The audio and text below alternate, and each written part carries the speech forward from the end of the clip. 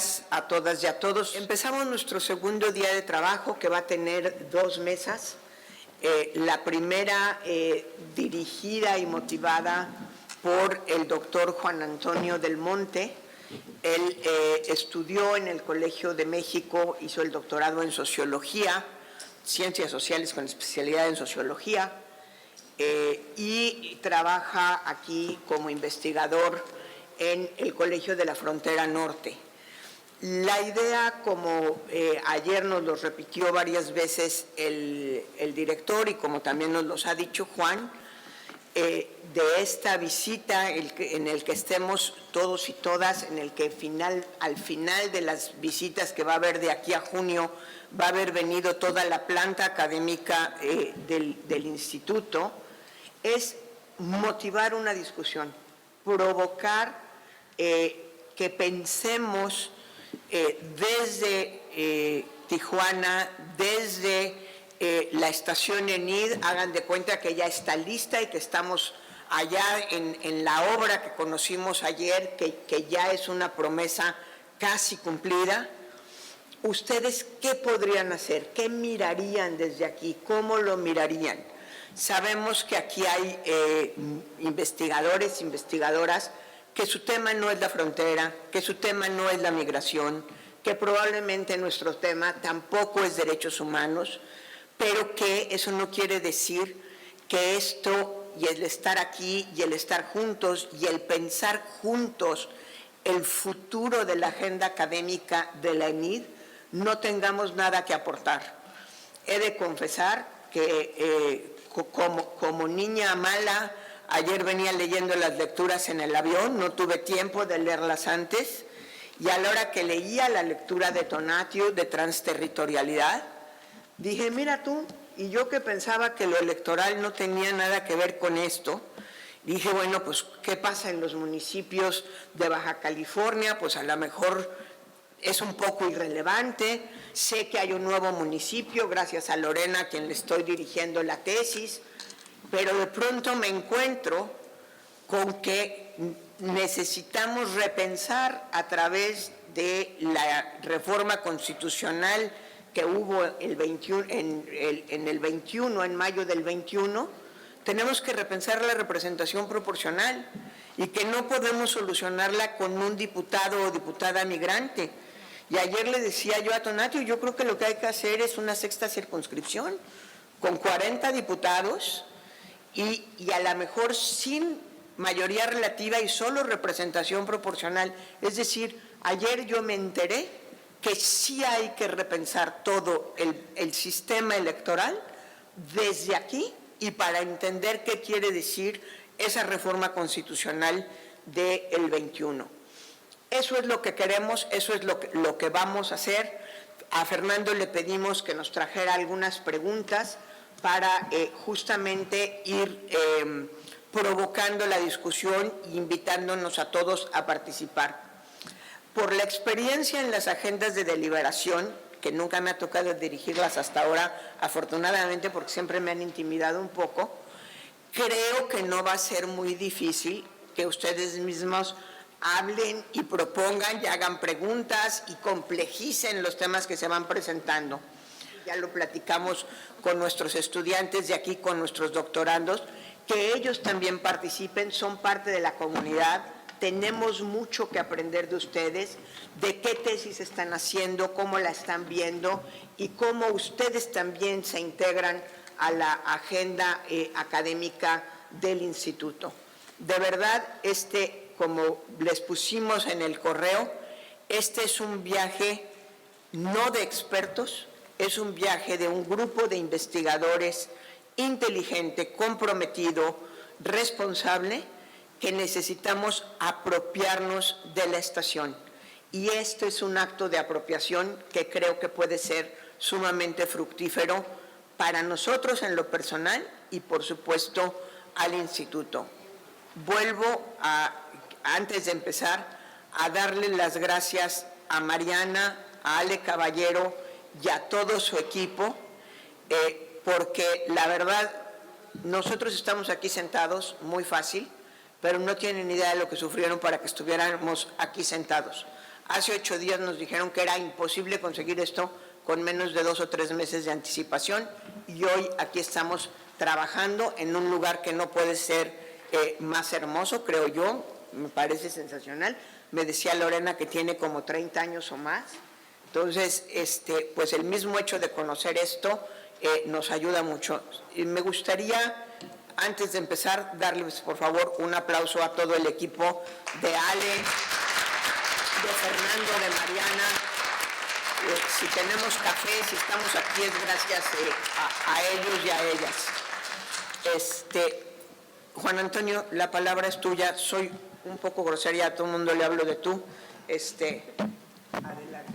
No, muchas gracias. En realidad para mí es un gran honor estar aquí con todas y todos ustedes y haber recibido la invitación por parte de Roxana y Juan y Pedro para tratar de, porque insisto, va a ser solo tratar de moderar y encauzar una discusión aquí en el marco de la inauguración pues, de este seminario y de estos encuentros que va a haber acá en la ENIT. Yo escuchaba a la doctora hablar de la apropiación, ¿no? de la estación, y me parece muy interesante que parte de la apropiación pues también implica establecer redes de colaboración con la comunidad académica que también está establecida acá, y en ese sentido pues desde el COLEF, ¿no?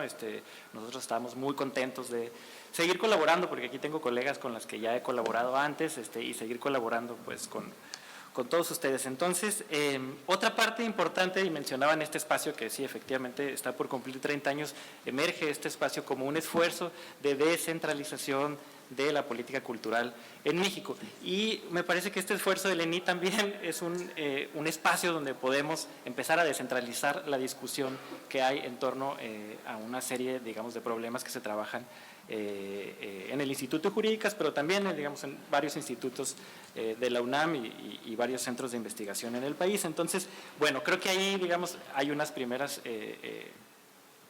premisas desde las cuales podemos comenzar a pensar, y se me ha convidado a sentar las bases, ¿no? como de una discusión, así que me tomaré unos minutitos nada más antes de presentar una serie de preguntas detonadoras o activar unas preguntas detonadoras para pues escucharles, ¿no? Que en realidad pues es lo más rico de la discusión, y digamos estamos en una mesa con un tema que es el de identidad nacional y comunidad migrante, ¿no? Es decir, como que se nos invita a pensar esa relación entre migración y procesos identitarios. Yo aquí le quiero cambiar un poco la discusión, aportar a que no solo estemos pensando en identidad nacional, aunque evidentemente es una dimensión central en la construcción de nuestras identidades, pero digamos hay otros aspectos o clivajes o dimensiones respecto a la construcción de identidad que tienen que ver con el género, o que tienen que ver con la edad, procesos de etnicidad, otros clivajes sociales allí, ¿no? Pero de lo que estamos también pensando tiene que ver con qué pasa cuando una comunidad migrante se hace presente, ¿no? en una sociedad ajena, ¿no? O extranjera, ¿no? Está en este documento, se utiliza la palabra extranjera, ¿no? Entonces, ¿qué tipo de políticas podemos comenzar a pensar, a activar y en su momento trabajar para la incidencia de las mismas? Acá se nos menciona que, digamos, el esfuerzo del multiculturalismo, ¿no? Como pensar una especie de políticas de reconocimiento de identidades diversas que lleguen a otra ciudad o a otra sociedad, es un esfuerzo de pensar ello. Yo colocaría que, digamos, habría que tener cuidado que estos esfuerzos de reconocimiento de la diversidad pasan también por procesos de poder, ¿no? Por procesos políticos, y digamos habría que tener cuidado cuando hablamos de la integración de los migrantes, qué pasa con estos aspectos de asimilacionismo cultural, asimilacionismo social, en donde digamos esas expresiones culturales diversas que vienen son sobajadas, son excluidas, son discriminadas, ¿no? Digamos, ahí quizá habría que pensar también para la discusión que hay procesos de tensión, ¿no? Tanto sociales, evidentemente jurídicos, que no es mi tema, pero sí es el de ustedes, por eso estoy activando esta discusión. Entonces, Lo que sí es importante y es interesante, y el documento lo dice, y es completamente cierto, es que estos temas de la identidad, de los procesos identitarios y los procesos migratorios, pues pueden analizarse desde múltiples disciplinas, y me parece que aquí tenemos un buen ejemplo de diversas disciplinas desde los cuales se pueden acoger, ¿no? Lo cierto es que los procesos identitarios, los procesos de la identidad nacional no son uno solo, ¿no? Son literalmente procesos, no son algo dado. Esto viene en el documento, no es una esencia, digamos, sino que es algo que se construye. Perdón, pero me sale mi sociólogo interno, ¿no? Digamos. Pero lo que es muy interesante en el documento es que si como sociólogos o antropólogos siempre pensamos que la identidad se construye en interacción con otros, ¿no? Pues la identidad nacional, justamente Benedict Anderson y otros nos han dicho que no necesita de una interacción para imaginarnos como mexicanos o imaginarnos como hondureños, ¿no? Entonces ahí hay un elemento también para pensar, ¿no? Otra situación también que es muy interesante para pensarlo, especialmente en un contexto fronterizo como el de Tijuana, es el de pensar los nuevos factores que motivan las movilidades poblacionales actualmente y que están acá en la ciudad, que digamos en los años 70, 80, 90 hemos estado acostumbrados a pensarlos desde motivos laborales, ¿no? Pero claramente, varias de aquí de las colegas trabajan eso, el tema de la violencia, ¿no? ha estado como muy en primer plano para motivar digamos, la movilidad de las personas migrantes, ¿no? Entonces, digamos, son las personas migrantes que vienen, ¿no? o que se quedan atoradas, ¿no? Que esa es otra cosa que hay que pensar, ¿no? Ese es otro factor, que se quedan atrapados en la frontera de Tijuana o en la frontera norte de México. Vienen también con procesos de vulnerabilidad acumulada muy fuerte, ¿no? Y muy importante, que, digamos, reclaman diversas necesidades de atención psicológica, jurídica y social, evidentemente, ¿no? Entonces, un aspecto que me parece que está al interior del documento, pero no está del todo, que habría que resaltar un poco más, es que para pensar la relación identidad nacional y migración hay otro concepto y sí es un cohete aquí que les estoy lanzando, un buscapiés, que tiene que ver con el de frontera, ¿no? Ese es otro concepto. ¿Cómo podemos pensar, ¿no? En el marco de un contexto de restricciones fronterizas cada vez más fuertes, ¿no? ¿Cómo podemos pensar los procesos identitarios en relación con la migración, ¿no? Entonces, digamos, esta es más o menos la base de discusión que se me invitó a elaborar acá. Y hay una serie de preguntas. Evidentemente estamos en una discusión cultural, ¿no? Eso también hay que destacarlo, ¿no? Porque a veces luego los elementos de discusión cultural se piensa como subordinados a otro tipo de dimensiones políticas, jurídicas, ¿no? Pero digamos, pues evidentemente aquí hay esta discusión reviste una importancia que es necesario pensar, ¿no? Entonces, bueno, yo lanzaría dos preguntas detonadoras ahora sí para quien guste tomar la palabra, pensándolo en lo que decía la doctora, que no es que todo el mundo seamos aquí expertos en migración, en identidad nacional y mucho menos en procesos fronterizos locales, pero lanzar una pregunta así de amplia, ¿no? Como ¿qué dimensiones, qué componentes, qué elementos así amplios podemos hacer como operativos para dar cuenta de los procesos identitarios de la construcción de la identidad nacional, específicamente en un contexto fronterizo como la ciudad de Tijuana, ¿no? O sea, ¿cómo desde su ámbito de expertise podemos pensar qué componentes metodológicos o teóricos hay ahí detrás? ¿Qué tipo de acercamiento teórico o metodológico para estudiar la relación identidad-migración se les ocurre, ¿no? Que podemos empezar a pensar, ¿no? Yo tengo otras preguntas acá, pero me gustaría empezar la discusión para no acaparar el micrófono y pues más bien aprender o que todos aprendamos de lo que se diga acá. Invitamos a Juan Antonio. Háblame de tú, porque si yo te hablo de tú, yo necesito que me hablen de tú, si no es horrible.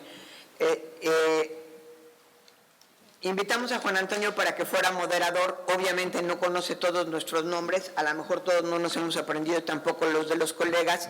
Entonces, cuando les dé Juan Antonio la mano, yo creo que sigue siendo seguro si se quitan la mascarilla para hablar y luego se la ponen inmediatamente.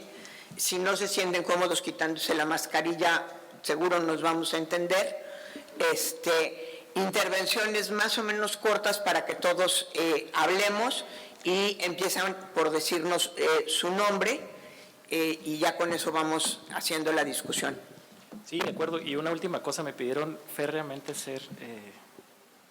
tener el tiempo, entonces a las 10:30 creo que tenemos que cerrar esta mesa. Tenemos casi una hora de discusión. Entonces, bueno, estoy atento a que levanten la mano y a escucharles. Acá el colega, me parece que es Daniel, sí, ¿verdad? Sí. Adelante. Mira, muy bien, ¿eh? Sí, efectivamente. Sí, te he leído. Daniel Vázquez, pues bueno, justo para empezar a tratar de detonar la discusión sobre esta pregunta detonadora, ¿qué dimensiones, qué componentes, qué elementos podemos hacer operativos para dar cuenta de la identidad nacional en un contexto fronterizo?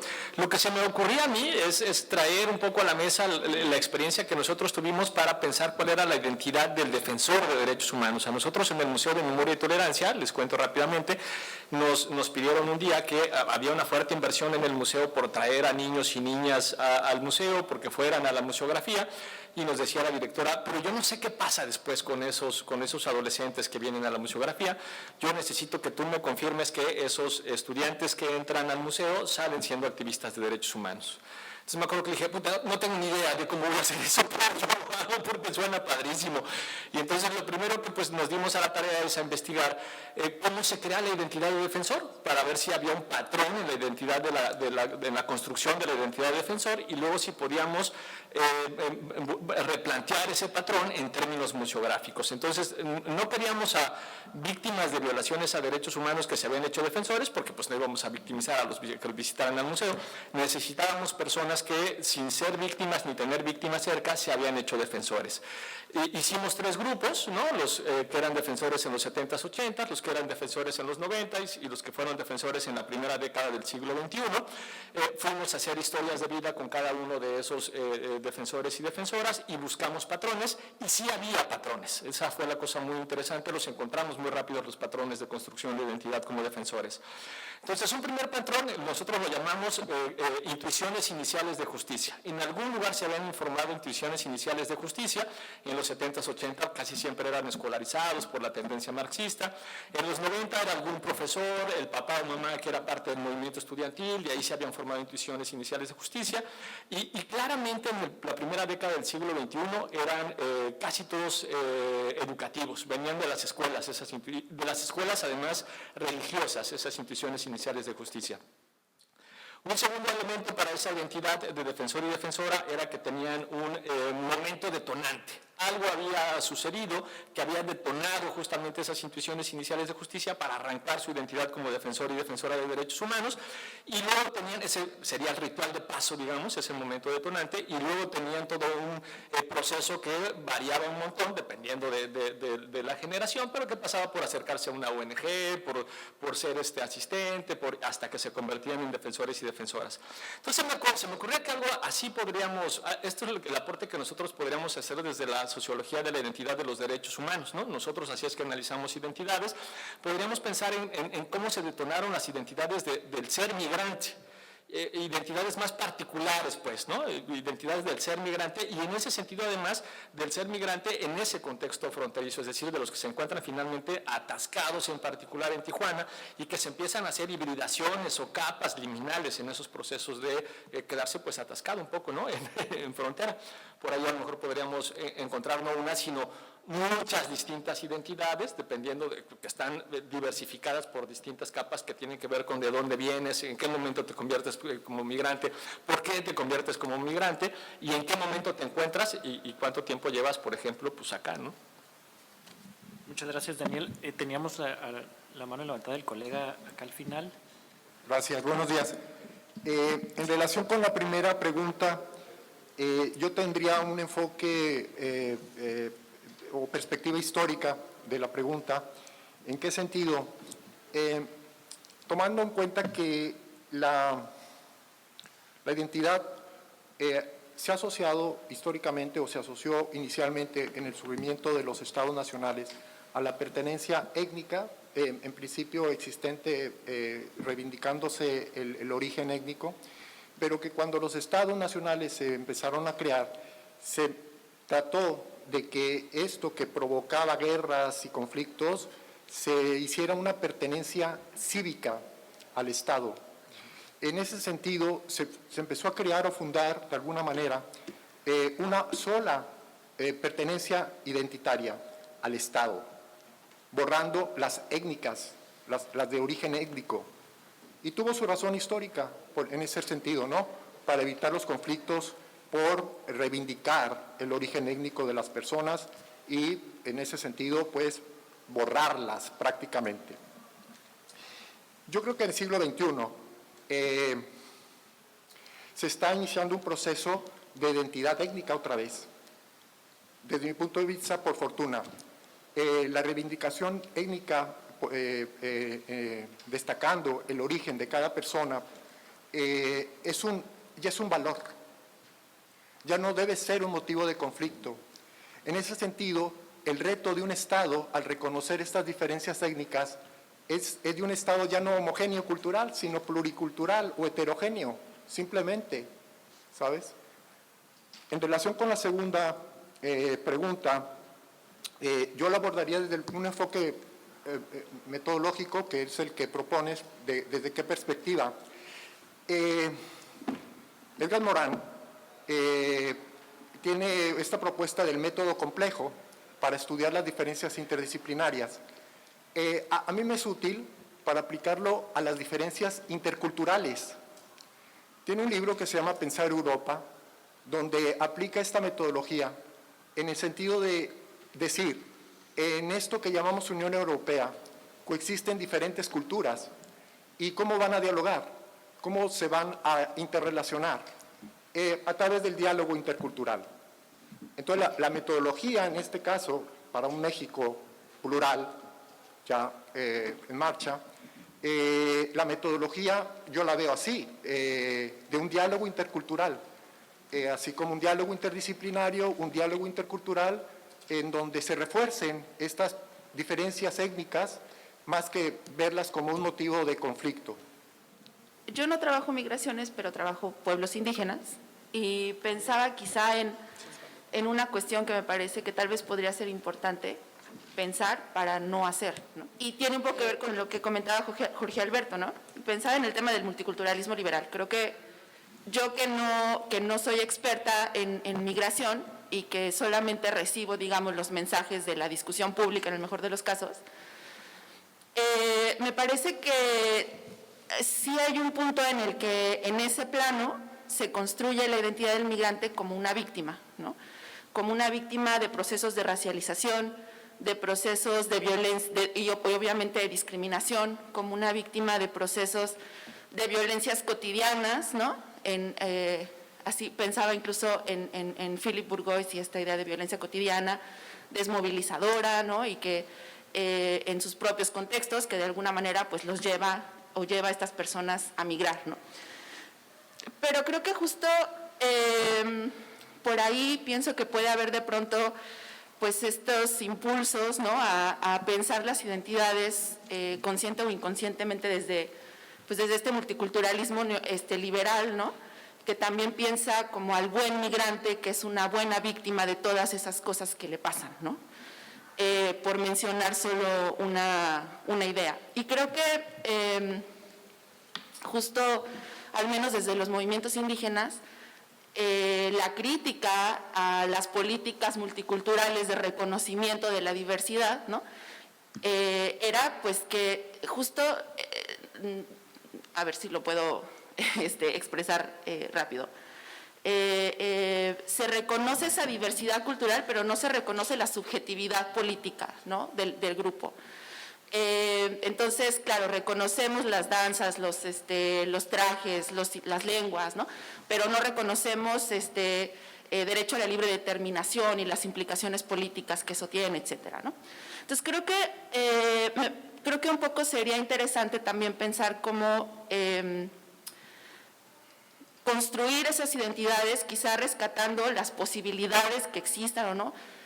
Bueno, en primer lugar, rescatando la voz de las propias personas migrantes, ¿no? Y después, qué tanto podemos construirlas como sujetos políticos y no como clientes, quizá acá no clientes necesariamente del Estado, pero creo que en buena medida también hay por ahí como una idea de que son clientes de la sociedad civil, ¿no? O sea, son personas que también esperan como pues esa ayuda, que no porque sea errónea o no porque esté mal, pero sí cómo pensar, digamos, para decirlo en concreto, en una identidad migrante, ¿no? Incluso, como decía Luis Daniel, que está atorada aquí en Tijuana, pero que tiene una agencia, ¿no? Que no es simplemente un otro cuya cultura podamos hacer un esfuerzo por entender o por aceptar o tal, sino cómo entenderlo también como sujetos políticos, ¿no? Y como agencia, porque pues probablemente no sepan exactamente cuáles son sus derechos, pero seguro tienen opiniones, ¿no? Y seguro tienen demandas y seguro pues se organizan, ¿no? También los estudios nos han mostrado cómo la propia espera, ¿no? Les lleva a organizarse. Entonces, creo que yo pensaría que ese es un punto que siempre es importante también pues retomar, ¿no? Al momento de pensar las identidades. Gracias. Gracias, Erika. Un comentario nada más. Yo creo que das un punto importante, que los procesos identitarios se construyen como una negociación entre una heterorepresentación, digamos, o exorrepresentación, y también una autorrepresentación, y digamos, parte de lo silenciado ha sido esa autorrepresentación de las personas migrantes indígenas, que creo que acá colocas como un buen elemento. Juan, me vas a tener que perdonar, pero el micrófono está ahí, con Elisa y luego Andrea, me parece, ¿no?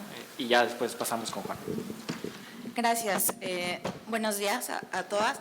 Bueno, yo cuando escuché hablar hace un ratito a Jorge Albert sobre el tema de la historia, creo que es importantísimo en el caso de México mirar cómo se ha construido la identidad del mestizo mexicano, y ver cómo ha estado atravesado por procesos de raza, clase, género, raza y clase especialmente, y cómo fue el proyecto político del PRI, ¿no? En el México postrevolucionario, y cómo ha marcado las relaciones, las políticas y las regulaciones en materia de migración y asilo en nuestro país, ¿no? Normalmente escuchamos la historia del México generoso, ¿no? Con las y los extranjeros, especialmente con los españoles, ¿no? Pero olvidamos la otra fase, el lado B de México como un país tremendamente racista y clasista, y esto viene, digamos, después del proceso biopolítico de blanqueamiento de Porfirio Díaz, viene a través de esta mestizofilia que se crea y que se ve al sujeto mestizo como el indicado, ¿no? Y eso hace que se excluya, ¿no? A través del derecho, ¿no? Como esta bisagra que abre y cierra las relaciones de poder, ¿no? Con base en clase, en raza, en género, ¿no? Y nos da buena cuenta de por qué estamos ahora ante este panorama, ¿no? De una sociedad muy diversa, ¿no? Pero sin duda alguna atravesada por estos procesos de racismo, de discriminación, de altísima xenofobia, ¿no? Y que vemos a los extranjeros, al otro como el extraño. Y bueno, pues también habría que mirar, ¿no? Desde el proceso de formación del Estado-Nación moderno y cómo se construyen a través de estos procesos de exclusión de los otros, ¿no? Entonces, a partir de ahí se me hace muy interesante también lo que decía Erika ahorita, ¿no? De dotar de agencia, ¿no? A las personas migrantes. Ayer lo que decía, ahí se me acaba de ir el nombre, Graciela Zamudio, ¿no? De desmitificar, por ejemplo, esta idea que tenemos de las personas migrantes, ¿no? Especialmente aquellas que están en condición migratoria irregular, como carentes de derechos en lo absoluto a raíz de la condición migratoria irregular, ¿no? Está este mito que, vamos, se replica y se replica y se replica de los municipales a los medios de comunicación al llamarlos ilegales, ¿no? Incluso por personas que son abogados, ¿no? Cuando sabemos que nadie es ilegal, no es el acto.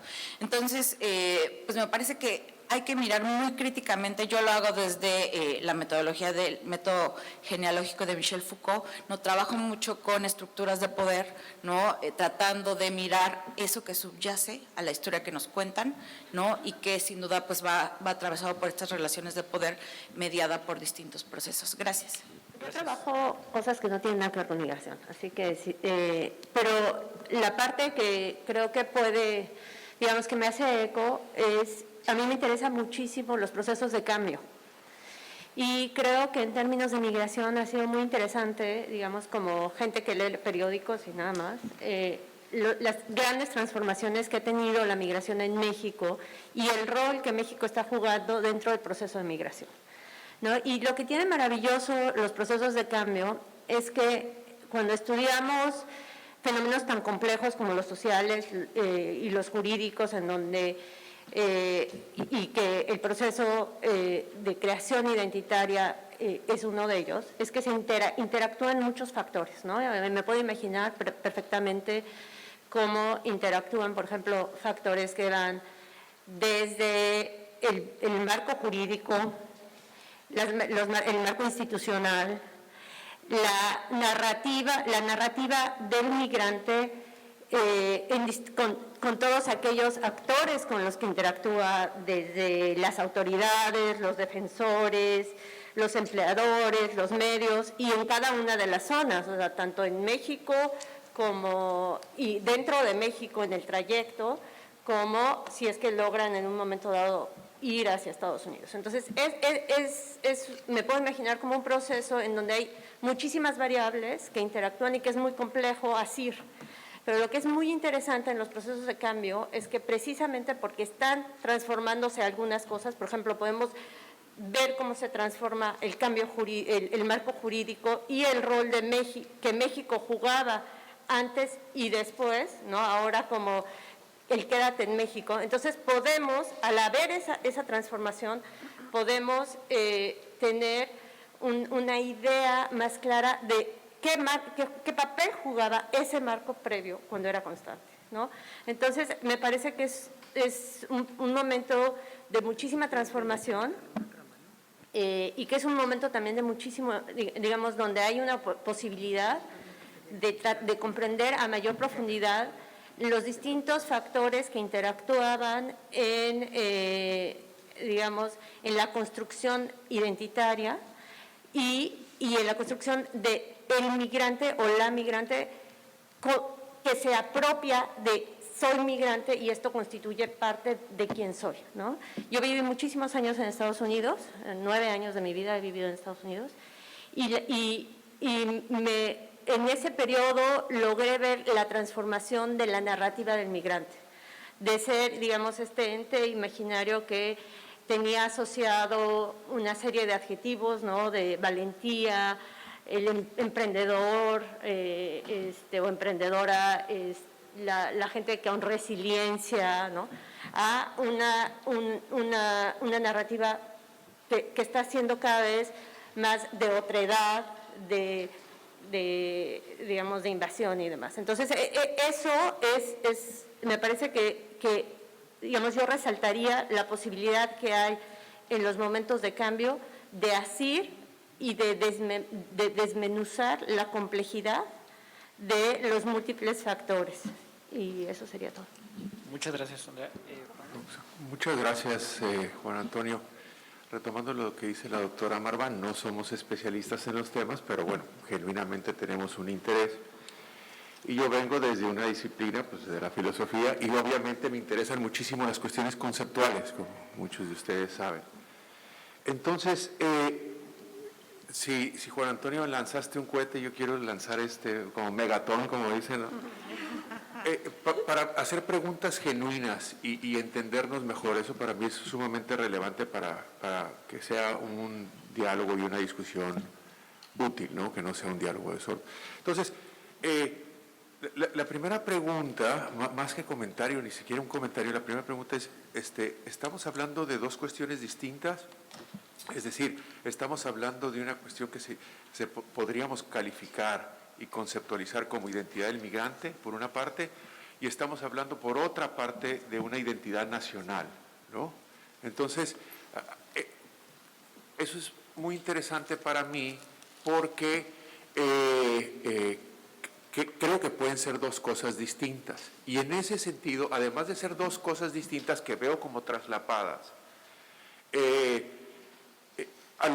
quizá no vale la pena ahondar, no sé cuáles sean los puntos de vista de cada uno de ustedes, pero quizá no vale la pena ahondar o discutir o no es útil mencionar hoy en día una identidad nacional. Pero sí me gustaría como deslindar las dos cuestiones, ¿no?, previas a llegar a la conclusión de que quizá no vale la pena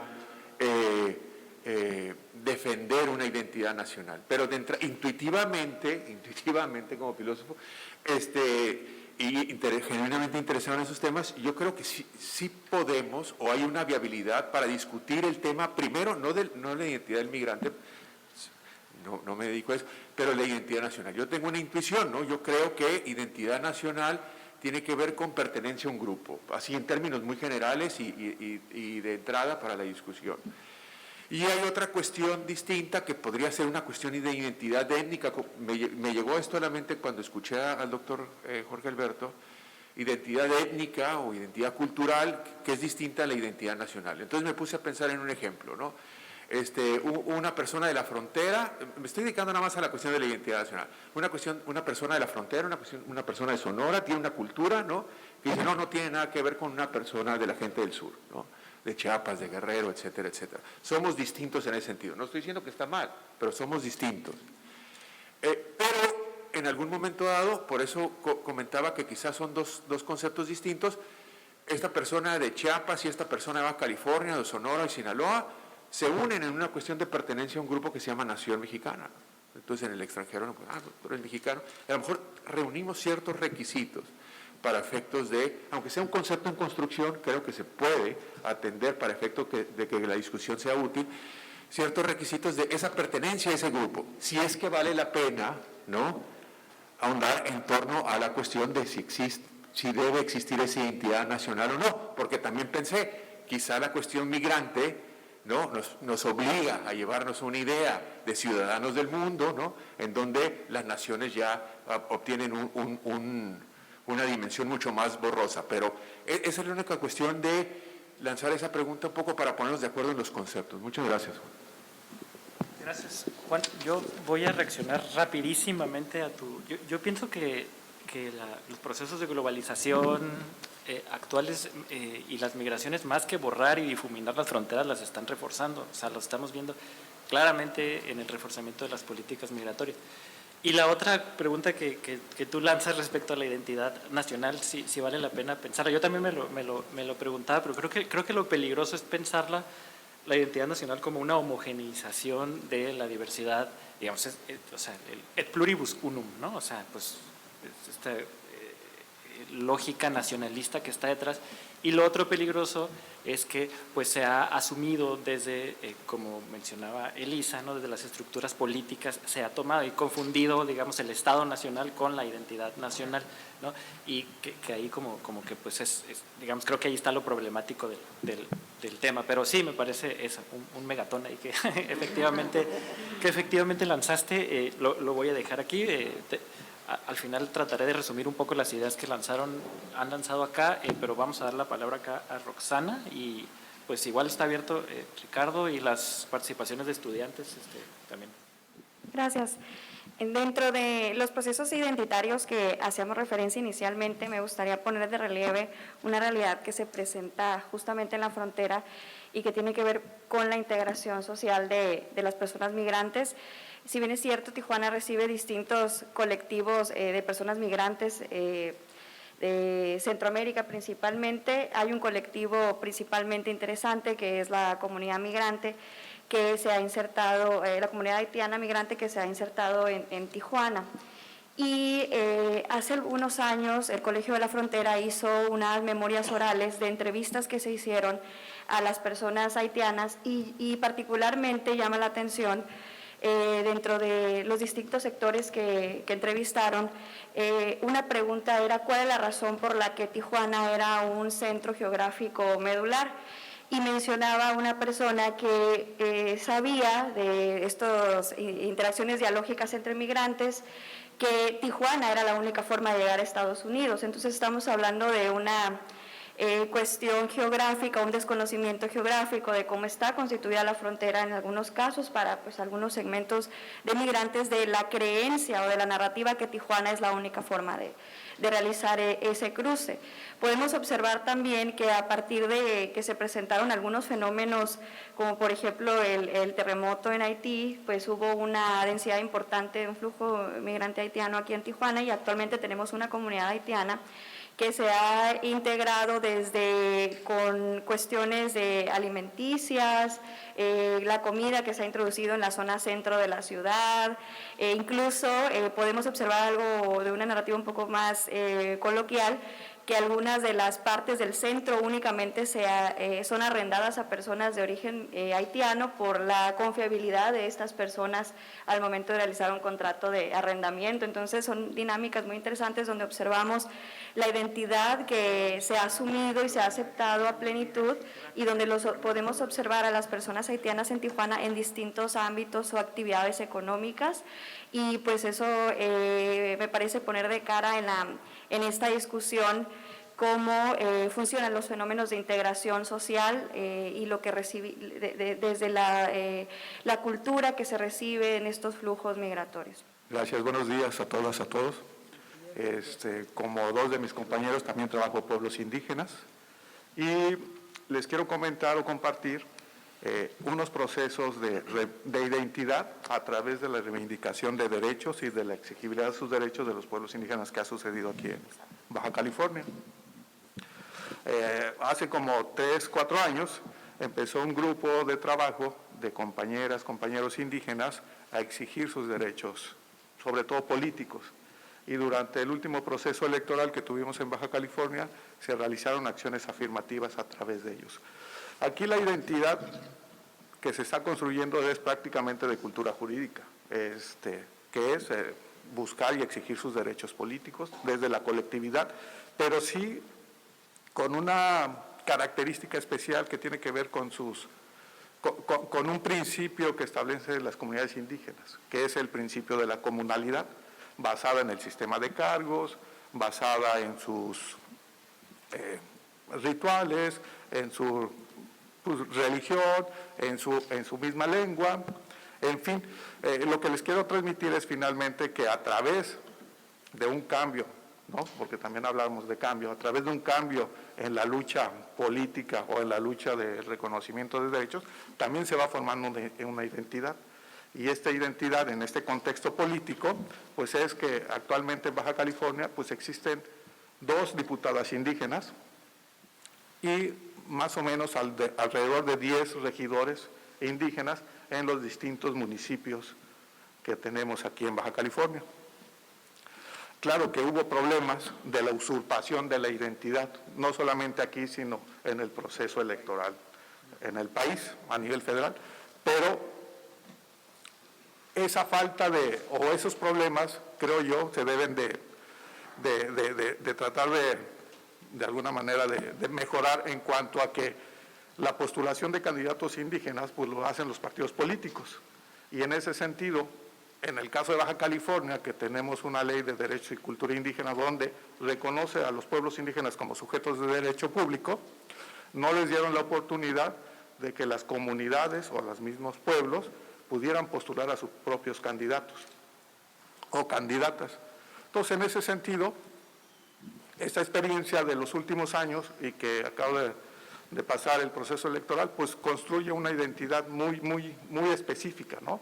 De las muchas identidades que tienen Baja California en cuanto a estos tipos de migrantes, que ahora ya son residentes, pero de alguna manera les seguimos diciendo migrantes, a muchos de ellos, pero que llegaron aquí en Baja California desde los 70s, 80, principalmente a las zonas agroexportadoras y después a las zonas urbanas, ¿no? Donde pues la principal característica de estos migrantes pues es la lengua, aunque no necesariamente, ¿verdad? A veces pensamos que en Ensenada existe la mayoría de pueblos indígenas y no es así. hemos de alguna manera documentado que existen más indígenas aquí en Tijuana que en San Quintín, por ejemplo, ¿no?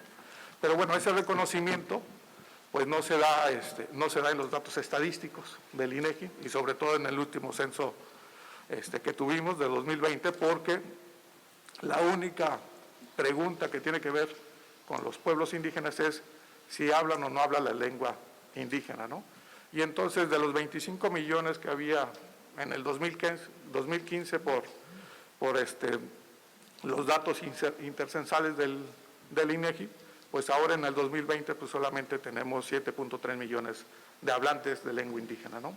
Entonces sí, la identidad pues sí va a jugar un papel muy importante para estos pueblos indígenas actualmente, ¿no? Gracias. Muchas gracias. Bien, yo voy a ser muy breve, espero. Quiero regresar a la pregunta inicial que planteó Juan Antonio y al megatón que mandó Juan posteriormente, y sobre la metodología que habríamos de seguir para este estudio. Yo quisiera plantear como una intuición personal de que tal vez una metodología interesante sería una reflexión desde la experiencia personal. Decía ahorita que viviste 9 años en Estados Unidos, Andrea, que viviste 9 años en Estados Unidos. Yo personalmente, yo nací en Jalisco, viví mi infancia en Estados Unidos y de mi adolescencia en adelante vivo en Tijuana. Entonces yo me reconozco como migrante. El caso opuesto es Juan Vega, que nació en Mexicali y ahora vive en la Ciudad de México, a quien yo reconozco como migrante. Y entonces las preguntas aquí que nos podemos hacer es: ¿qué es lo que nos define a nosotros como migrantes? El solo hecho de la movilidad, de estar de un lugar en otro. ¿Y en qué momento? Decía hace rato un comentario muy interesante, Saúl, dice: antes les decíamos migrantes, ahora les decimos residentes. O sea, ¿en qué momento dejamos de ser migrantes y adoptamos esa identidad, no nacional como el megatón que planteaba Juan, sino esa identidad fronteriza, regional? Yo me pregunto a mí mismo, o sea, ¿qué es lo que nos hace a nosotros que nos quedemos? ¿Qué es lo que hace a otros que sigan más adelante? ¿Y cuáles son aquellas cosas que nos dan esa característica de identidad local, de identidad fronteriza, ese sentido de pertenencia del que se hablaba hace rato y que menciona Gerardo Laviaga recientemente en su último libro? Y básicamente son dos reflexiones, ¿no? O sea, ¿qué es lo que caracteriza al migrante? ¿Qué es lo que caracteriza al fronterizo? Y yo planteo que una buena metodología o una metodología interesante sería de nuestra experiencia personal. ¿Qué es lo que hace que yo, tijuanense, no me considere ajeno a San Diego y que nos guste decir los suburbios de Tijuana son San Diego y La Joya? ¿O qué es lo que hace que a la persona de San Diego le diga: a mí me gusta la comida local, nuestra comida de San Diego, que es la de Tijuana? Entonces, esos fenómenos que abonan a esa identidad local, que como que está un poco en pugna con esa idea de la otredad, ¿no? Como que es una reacción. Esa es mi inquietud y mi aportación. Muchas gracias. Anotado hay métodos biográficos, autoetnografías que también, digamos, podemos explorar, y me parece que está muy bien lanzado esta. Muchas gracias. Sí, pues de hecho yo iba un poco en el mismo sentido de que se acaba de decir, ¿no? Sobre la identidad migrante. Primero, bueno, yo no manejo para nada estos temas, estoy aprendiendo muchísimo y más que respuestas, más bien muchísimas preguntas. Entonces, siento que no sé si podemos hablar como tal de una sola identidad migrante, porque entiendo que hay muchísimas experiencias diferentes que seguramente no es lo mismo de estar en el camino que haber logrado el destino, de tener una instancia legal a tener una instancia ilegal. Creo que ahí debe haber igual como pues un mundo, ¿no? Entre pues estas diferentes poblaciones. Si entonces esta identidad migrante, si existe, perdura en el tiempo, como estaban pensando ahora, y si también eso se extiende a segundas generaciones, que por ejemplo los mexicanos que pueden vivir en Estados Unidos, ¿no? Y eso me hace pensar igual a lo que decía Juan sobre la identidad nacional. refiriéndose a la comunidad, a la nación de origen, ¿no? Especialmente para estas segundas generaciones, donde entiendo que también el idioma, que puede ser como un factor de cohesión e identidad, se va perdiendo, y que pues puede haber también esta tensión entre ser pues nacional, en el caso de estos mexicanos que nacieron en Estados Unidos, y sí necesariamente hay una correspondencia con ser ciudadano, ¿no? En el sentido como amplia de la palabra, de participar pues en los procesos políticos del país, ¿no? Sin tener este idioma sí se puede hacer. Incluso estaba pensando, ¿no?, que México últimamente, en los últimos años, avanzó en el reconocimiento de los diferentes idiomas que existen en el territorio, y si podíamos pensar en algún momento que el inglés también podría tener como este reconocimiento, pues precisamente para pues englobar esta comunidad de creo que 38 millones, que parece una cifra increíble, pues de mexicanos que viven fuera, ¿no? Muchas gracias. No, muchas gracias. Bueno, Diego, para saludarlos. Yo quisiera regresarme a la cuestión metodológica del concepto. Me parece que la idea de identidad nacional sí es homogenizada, y pensarla como que puede abrazar a los migrantes o los puede incluir sería conceptualmente erróneo, porque la idea de la identidad nacional requiere como condiciones necesarias que uno sea miembro de un grupo, y eso implica que me acepten como parte del grupo, no solo yo sentirme parte de un grupo. Y muchas veces confundimos la idea del pluralismo, como lo señala en uno de sus textos David Miller, que es un autor que me gusta analizar, a pesar de que no estoy de acuerdo con él. Miller sugiere que muchas veces las identidades que tenemos dentro de un Estado sí son plurales, pero eso pertenece más al aspecto privado. Por ejemplo, ya lo decía el doctor Vega, una persona de Sonora puede tener su propia identidad y ser parte todavía de un grupo mayor que es México. Entonces, la identidad nacional per se es excluyente. Tiene como requisito sine qua non ser excluyente, no permite que un migrante pueda ser parte hasta que el migrante cumple con los requisitos que exige un país. Entonces, más que hablar de una identidad nacional que abraza a los migrantes, yo creo que deberíamos de partir por otro lado y forzar a los países, bueno, ya es una cuestión muy radical de mi parte, ¿no? El hablar de forzar a los países a aceptar migrantes y a quitar las fronteras, ¿no? Entonces voy a dejar de un lado un poquito mi cosmopolitismo y me iré por otra ruta. Yo creo que más que hablar de identidad nacional tendríamos que hablar del respeto a la diversidad cultural y entender los diferentes estados, nuestras obligaciones y deberes que tenemos con los migrantes a respetar su diversidad cultural e integrarlos por ese lado, más que nosotros crear todo un marco normativo que tenga que ver con la identidad nacional. Porque, de nuevo, la identidad nacional requiere como condición necesaria que nosotros aceptemos a los migrantes, y eso implica entonces darles nacionalidad. Y si no estamos dispuestos a volverlos nuestros connacionales, no tendría sentido entonces hablar de una identidad nacional. O los volvemos connacionales y quitamos las fronteras, que esa ha sido mi propuesta por mucho tiempo, o simplemente respetamos su diversidad cultural. Y ya lo dejaría hasta ahí, porque si no ya esto se convertirá en propaganda política de mi parte. Gracias. Diego, pasamos ahí el micrófono de volada a Eduardo y luego... Sí, muy buenos días a todos y a todas. Gracias, Juan. Pues un poco también me quedé pensando en la pregunta que lanzaba el doctor Juan Vega, porque ya venía como a partir de las aportaciones de todos ustedes pensando un poco en eso. Y un poco también de la mano de lo que comenta Diego. Creo que también debemos cuidar mucho como la carga que puede llegar a tener la noción de identidad nacional, sobre todo en el contexto de Tijuana, por ejemplo, que usualmente se dice, ¿no? Se reconoce como una tierra que recibe infinidad o diversidad de personas migrantes, pero también hay como una parte oscura y negativa, ¿no? de la recepción que ha tenido la ciudad sobre diversos éxodos que han llegado a partir de algunos años, ¿no? Entonces, y justamente cuando uno hace análisis, por ejemplo, del discurso, cuando uno hace revisión de los comentarios que se utilizan en redes sociales, pues mucho de eso va de la mano con una especie de recuperación de esta carga conceptual de la noción de identidad, ¿no? O sea, realmente es como estas personas vienen a quitarnos nuestros trabajos, vienen a quitarnos los servicios de salud, temas que incluso ya se habían discutido hace muchos años cuando las personas, los inmigrantes mexicanos y centroamericanos llegaban a Estados Unidos. Entonces, creo que también hay que tener mucho cuidado con esa noción de identidad nacional. O ahora, por ejemplo, que se desalojó un grupo de personas que estaban en el campamento, se habla como de una recuperación del espacio que nos pertenece, ¿no?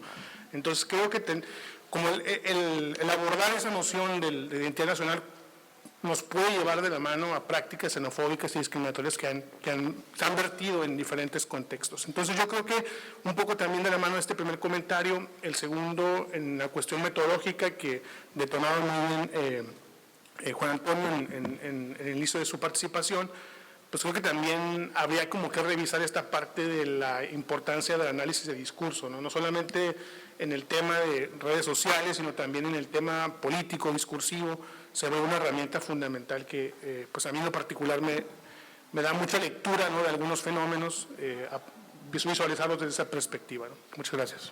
¿Qué tal? Buenos días, Natalie. Bueno, a partir de estos puntos de partida que fueron detonadores de esta mesa de trabajo de alguna manera, pues yo retomaría los factores de la migración, que ha sido un tema que en la actualidad pues no podemos dejarlo desapercibido, de esta noción como muy arraigada que el migrante migra por razones económicas, laborales, y que estamos realmente en otro momento de esos contextos de migración, ¿no? Hablamos de situaciones de violencia e inseguridad, particularmente con Centroamérica, en la migración, digamos, en México, Estados Unidos, y bueno, también como lo mencionaba Roxana hace un ratito, el tema de medio ambiente también, por ejemplo, como un factor detonador en el caso de la migración haitiana, y yo creo que eso ha cambiado también mucho al migrante, ¿no? Cambia su contexto, cambia incluso hasta los objetivos o fines que busca a través de esta migración. Yo creo que le da ciertas particularidades o características al migrante, porque no solamente hablamos de su situación migratoria, sino también aparejado viene una vulnerabilidad que puede ser en distintos eslabones, ¿no?, digámoslo así, y también la defensa de sus derechos, ¿no? Por ejemplo, hablando del migrante que huye de situaciones de violencia, pues muchas veces viene aparejado la protección internacional y estas otras necesidades que se ponen en la mesa y que no podemos ignorar de estos nuevos contextos de migración. Creo que a mí me costó mucho pensar en la identidad nacional, no me puedo alejar de la identidad fronteriza y ahí me quedo, ¿no? Una Tijuana particularmente de diversidad, de multiculturalidad y que ha transformado un poco a nuestra ciudad. Vemos centros donde podemos consumir esta gastronomía de estos varios países que están en Tijuana actualmente, centros de idiomas donde capacitan, estudian las diversas nacionalidades que están en Tijuana, obviamente la religión, la sociedad, la cultura, todo lo que ha transformado a nuestra ciudad. Entonces yo me quedaría en un primer punto de partida con identidad fronteriza por el momento. Esos son mis comentarios. Gracias. Muchas gracias. Gracias. Sé que ya vamos cerrando. Yo quisiera exponer un poco el contexto de la complejidad migratoria en Tijuana y también qué nos dice la política migratoria actualmente en materia de control fronterizo y militarización en conexión con identidades nacionales, con un caso que ayer Graciela Zamudio comentó, el amparo sobre revisiones migratorias. Entonces porque creo que es un tema que nos interpela a varios de los colegas que estamos trabajando en el tema de derechos humanos. O sea, primero decir que me parece muy complejo, le decía yo a Juan Antonio y en la mañana, cuando estamos haciendo trabajo en Tapachula, entendemos la complejidad de las migraciones forzadas, pero uno llega a Tijuana y se desborda, porque no solamente son personas centroamericanas que están solicitando asilo en Estados Unidos y esperando de este lado, o están solicitando asilo en México, también está la dimensión de desplazamiento forzado interno. O sea, eso es algo súper importante y aquí hay una conexión muy importante con el tema de comunidades indígenas. Entonces, tenemos hoy en día un sistema migratorio altamente criminalizante, militarizado, tenemos una Guardia Nacional que está haciendo las revisiones, el control fronterizo, y a la par de este control por parte del Estado está también toda la asistencia humanitaria. Hay un concepto que me parece muy potente para entender a Tijuana hoy en día, que es la frontera humanitaria. Es un concepto que se crea en el contexto europeo de los campos de refugiados, donde por un lado hay varios actores, están los organismos internacionales, está ACNUR, está la OIM, dando asistencia humanitaria, que tiene implicaciones, porque entonces el sujeto migrante no es un sujeto de derechos, es como lo decía Erika, es un sujeto que se beneficia temporalmente de una asistencia humanitaria. Tenemos a las organizaciones de la sociedad civil, ayer claramente tuvimos un breve panorama de lo que es el activismo, y por otro lado tenemos a la Guardia Nacional, el control del Estado. Entonces coexiste el control con el humanitarismo, y en ese contexto están las revisiones migratorias. Y ayer, si lo recuerdan, Graciela hablaba de un amparo donde no solamente se está buscando demostrar las violaciones a los derechos humanos para las personas migrantes en revisiones migratorias, sino para las personas mexicanas en general. Y esto es porque ha habido varios casos de personas indígenas que han sido detenidas, deportadas a Guatemala, porque no pueden demostrar que son mexicanos o mexicanas. Entonces aquí yo lo que quiero poner en la discusión es una brecha muy grande que hay entre la categoría de qué significa la mexicanidad y en la práctica, en la política migratoria, en las revisiones migratorias, qué implica que haya un protocolo, porque hay un protocolo que se publica el año pasado frente a todo este movimiento de decir cómo puede ser que están deteniendo y deportando a personas mexicanas indígenas que por no hablar español o por no poder demostrar su origen están siendo violentadas en sus derechos humanos y deportadas. Y pues aquí está el tema de que se crea un protocolo de revisión migratoria y si ustedes leen el protocolo es que de verdad es alucinante porque dice que el agente migratorio o en su defecto el agente de la Guardia Nacional tiene la capacidad de definir y decidir si la persona es mexicana o no, estableciendo preguntas que todo mexicano debe saber, así está de negritas. ¿Cuáles son aspectos que todo mexicano tendríamos que saber? O sea, entonces claro que hay un vínculo muy fuerte entre complejizar la identidad nacional y esta incapacidad que hemos tenido, que en el discurso somos un país multicultural, sabemos que tenemos 62 lenguas indígenas, pero en la realidad, ¿no? Cuando estamos ya en el contexto de militarización, pues no solamente están expuestas las personas migrantes a estas serias violaciones a los derechos humanos, a detenciones arbitrarias, a detenciones prolongadas en las cárceles migratorias, sino también hay casos de personas mexicanas. Entonces, cuando estábamos, ahora que Juan Antonio empieza con esta pregunta de qué metodologías o cómo dimensionar la complejidad del fenómeno, sí creo que hay que hacer un cambio. O sea, tiene que haber un cambio epistemológico de entender la categoría de la mexicanidad, qué significa ser una persona mexicana, frente a también las categorías complejas, que hoy eso ya es algo más de temas de migración y tal vez no interesa mucho en este momento, pero estas categorías sociojurídicas de entender que tenemos hoy familias haitianas. Este es el primer año que en la Comar, en la Comisión Mexicana de Ayuda a Refugiados, la nacionalidad que más asilo pidió en México en el 2021 son los haitianos y por primera vez los chilenos y los brasileños. Y eso es porque son padres haitianos con hijos chilenos o brasileños. Entonces tienes ya familias mixtas. O sea, esta comprensión de que se entienda una familia migrante como un ser homogéneo, una unidad homogénea, hay diversidades en cuanto al tipo de protección internacional que requieren, la nacionalidad, en fin, ¿no? Tenemos familias separadas, familias mixtas. Y entonces ya voy a concluir porque podemos seguirnos hablando de esto, pero sí quería como demostrar, ¿no? Con este caso particular de revisiones migratorias, cómo hay un vínculo muy claro entre esta idea de identidad nacional y de cómo ese funcionario de a pie, ese burócrata de calle o ese soldado que está a cargo de las revisiones, no tiene esta concepción de derechos, no tiene esta concepción de la diversidad de las personas mexicanas que también están en movilidad, que también son desplazados forzados internos, que también están en los campamentos aquí en Tijuana, que muchos están esperando solicitar asilo en Estados Unidos, pero que son personas indígenas que no hablan español, ¿no? Bueno, con esto cerraría. Muchas gracias a la entidad. Nada, mi idea venía un poco por lo que planteaba Diego, que yo pensaba en eso también, el tema de la identidad nacional, como que no me lograba dar mucho cuenta de hacia dónde iba, ¿no? Y era un poco la pregunta que hacía Juan. Y yo, no sé, pensar la identidad nacional en realidad como un proceso de integración, habría que pensar, integración a la comunidad nacional, ¿no? Y en ese sentido como revisar un poco los mecanismos de integración que tenemos, o no integración. Entonces me parece que hay conceptos, que creo que, no me acuerdo si Saúl o Eduardo, no me acuerdo qué decía, me parece que hay conceptos que terminan siendo un poco más útiles, digamos, y que tiene que ver con la no discriminación, con el tema de la igualdad, con el tema de la tolerancia en el sentido del derecho a la igualdad. Me parece que la discusión podría ir por ese lado. Yo, para los que no saben, trabajo cuestiones de mercados laborales, ¿no? De condiciones y características de los mercados laborales. Estudié Tijuana en algún momento. Tijuana tiene una historia muy particular, además en ese sentido, ¿no? Creo que Ricardo comentaba. Tijuana se consolida como ciudad, digamos, a partir de un proceso económico que tiene que ver con las maquiladoras y, por supuesto, con una alta migración interna que le dio sentido y estructura, digamos, a la ciudad. Claro, los procesos migratorios ahora son muy distintos y no tienen necesariamente que ver con la cuestión económica, pero también tienen que ver con eso, porque además el trabajo es un mecanismo de integración, se debería constituir como un mecanismo de integración, lo cual no sucede en México en general y en Tijuana tampoco.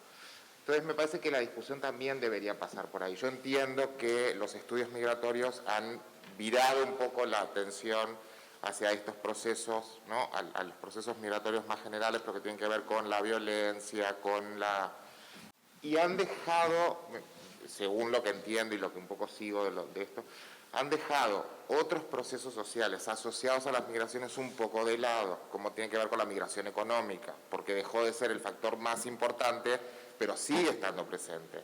Y me parece que en Tijuana hay una especie de procesos paralelos, digamos. Sigue habiendo migración interna porque Tijuana sigue siendo un polo de atracción económica a nivel nacional, por lo tanto esos procesos migratorios siguen existiendo, pero Tijuana se constituye como un contexto muy específico, porque no es lo mismo que Ciudad Juárez, nunca lo fue además, y no es lo mismo que Tamaulipas.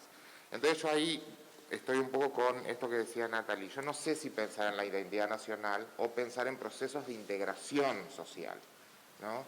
Y entonces eso nos permite como abrir un poco el panorama para identificar otros fenómenos y otros procesos que tienen que estar implicados. Eso por un lado, y después lo que decía, que nos lanzaba al inicio de la pregunta, que tiene que ver con lo metodológico. Yo creo que nosotros tenemos que empezar a pensar en cuál va a ser la posible incidencia que el instituto o la estación puede llegar a tener o debería tener sobre las cuestiones metodológicas, pensando sobre todo en los procesos de medición que se hacen, pensando en el INEGI, pensando en el propio COLES con la EMIF. La EMIF es una encuesta muy completa en términos de migración, pero habría que ver si no deberíamos empezar a discutir qué cosas más jurídicas se podrían incorporar en la encuesta, si es posible. Al INEGI hay que decirle, hay que convocarlo, hay que discutir. El INEGI es una institución complicada para negociar, se los digo por experiencia, en general nunca nos hacen caso, pero hay que intentarlo, ¿no? Porque INEGI en términos de migración tiene el censo, que tiene un par de preguntas para ver migración. Las encuestas, yo conozco las encuestas de ocupación y empleo, pero la encuesta de ocupación y empleo lo único que tiene es una pregunta sobre migración reciente, entonces tampoco tenemos como mucha opción. Entonces me parece que por ahí también la estación tiene que sentarse a discutir, ¿no? Esto que decía Ricardo, el tema sí existe, metodológicamente existe la autoetnografía, ¿no? Como un método de investigación cualitativo. Podrían ser los métodos biográficos que decías, ¿no? Pero bueno, pensaba. Entonces, creo que hay una posibilidad importante y creo que sí tenemos que sentar a discutirnos también esas cuestiones. Porque eso implica además, o nos permite, o nos lleva también a discutir los marcos teóricos con los que estamos leyendo. Siguen siendo válidos los marcos teóricos con los que trabajamos actualmente y siguen siendo válidos en un contexto particular como es el caso de Tijuana. En el caso de los estudios laborales, en los últimos años y en pocos años hemos tenido que revisar las aproximaciones teóricas porque hemos cambiado conceptos. No están ustedes pasados para contarlo, pero en los últimos 4 años se cambió el concepto de trabajo. Nosotros ya no hablamos del trabajo hoy como hablábamos hace 4 años. Bueno, eso es una cosa que se dio después de muchas discusiones y quizá esto también es una tarea que tiene la estación para revisar. Gracias. A mí me llama mucho la atención algo que dijo Daniel, y están atrapados. Es decir, hay una parte de esa población migrante que viene para quedarse, que busca el trabajo en las maquilas, etcétera, y otra que está atrapada, viene porque viene de su país, de su estado, queriendo irse y a lo mejor desesperado por estar aquí. ¿Cómo allí te autoidentificas como parte de una comunidad y los identificas como sujetos de derechos en su calidad de atrapados? Creo que eso en sí mismo plantea retos muy interesantes. Ayer nos decía nuestra conferencista, hay parteras porque no se les quiere atender en un hospital. No es casualidad que no se les quiera atender en un hospital.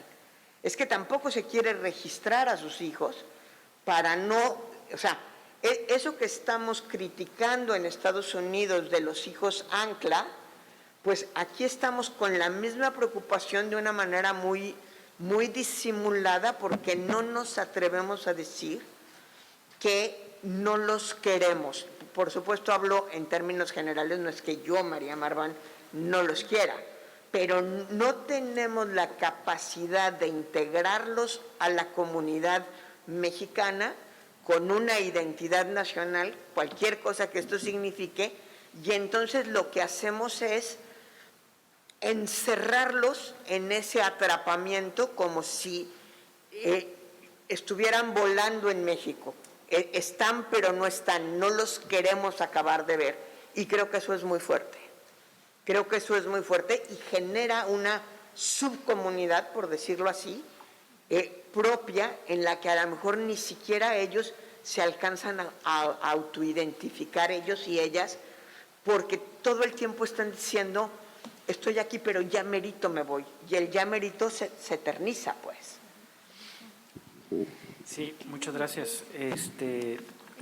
Digamos, para tratar de cerrar, porque ya estamos sobre el tiempo, lo que queda claro acá es que los procesos identitarios son todo menos dados y son un proceso en constante construcción, y que evidentemente de las múltiples dimensiones que tienen el tema de la dimensión nacional, pues se ha puesto en cuestión actualmente porque qué tanto importa, qué tanto no importa para esto, sobre todo cuando vemos procesos que en la práctica operan de manera distinta, ¿no? Como comentaba Aletia.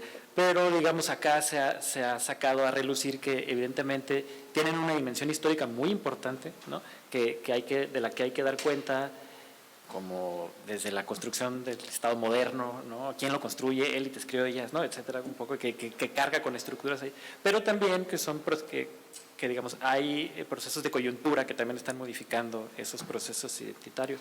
Y de entonces podemos pensar ya como en la heterogeneidad, ¿no? del tema de la identidad, y ya no pensarlo como una sola. Esto es teoría de la identidad 1, pues, ¿no? Y digamos, acá pues salieron un montón, el idioma como un factor de cohesión, el trabajo, ¿no? O sea, como temas aquí que me parece que salieron muy importantes, o principios de comunalidad muy importantes para pensar o repensar, ¿no? Que creo que me quedaría en esta mesa con eso, ¿no? Cómo estamos repensando esos procesos en el marco pues del seminario ENIF, ¿no? Y por otro lado salieron como propuestas, ¿no? Metodológicas así concretas, claras, ¿no? El tema de las historias de vida, ¿no? Que planteaba Daniel desde un principio, el tema de las etnografías o métodos biográficos, pero también enfoques históricos o enfoques, análisis del discurso, digamos. Ahí hay un montón de metodologías cualitativas, pero también cuantitativas, de las que hay que necesario cuestionar y dar cuenta, como las encuestas en MIF, por ejemplo, ¿no? ¿Qué otras cosas se le pueden agregar?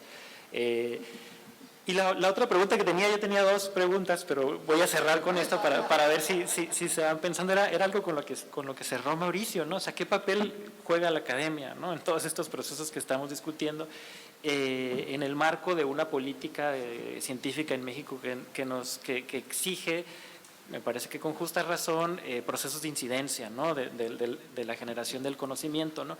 Yo solamente diría que creo que estamos con la creación de la ENID ante una gran oportunidad para dar cuenta de ello. Les felicito de verdad, cuenten con la colaboración ahí de mi parte, del Observatorio de Política Migratoria, del COLEF, y agradezco un montón la invitación y aprendí un montón también.